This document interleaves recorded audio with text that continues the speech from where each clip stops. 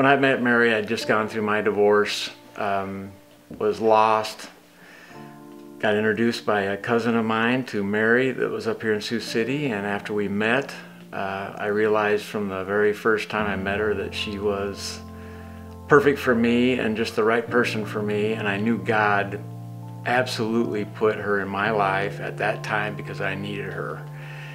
There was no doubt about that, and I knew from our first date that we met at Sweet Fanny's downtown in Sioux City that I was going to marry her. Well, when I met Mitch, I was at a point in my life. I had gone through a divorce and had been single for 3 years from that point.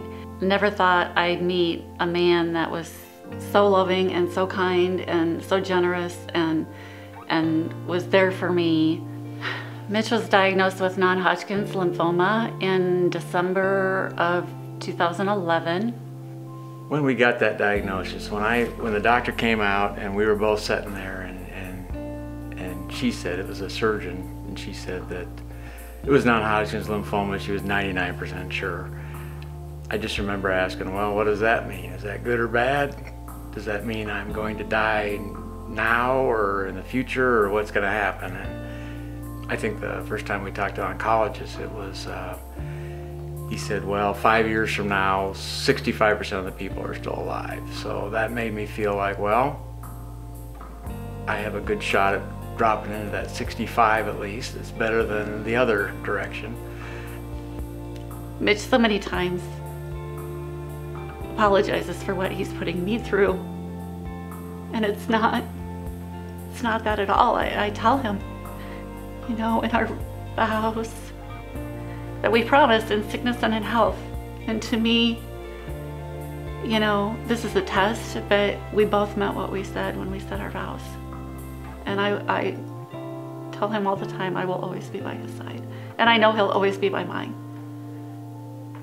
When the pain is so severe, you get to the point where, and they're telling you take more of this medication or more of this medication. And there's times I get to the point where I just say, you know, I almost want to give up because the pain is just can get so severe that it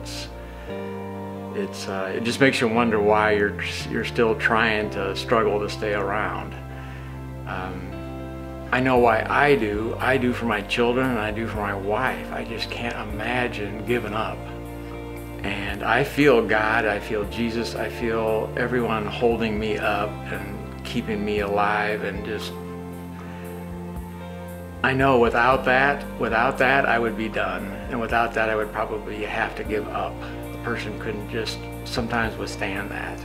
I just look at it like I have God in my court, I have Jesus in my court, I have the Holy Spirit, and they're all holding me up. As much as I wanted to be able to take the pain away, to take the cancer away, to not watch Mitch suffer as much as he has in the last 4.5 years, we still have never wavered in our faith. Mitch's faith has been so strong, and he's never complained, and he's always is such a man of God and loves God so much and shares that with so many people. And I think that's part of the reason that we have gone through this, is to let other people see, you know, what it's like to remain strong in your faith regardless of the trials that you're going through, because everyone has a trial. It may not be cancer, but everyone has a trial. When I was a kid, I did a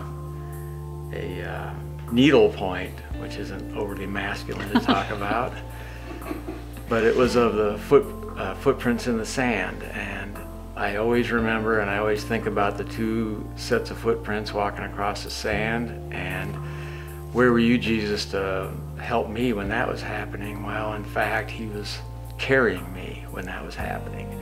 Well, I feel so blessed by the fact that I have not just myself or just a few people to help me, but that I have God in my corner behind me, helping me on a daily basis.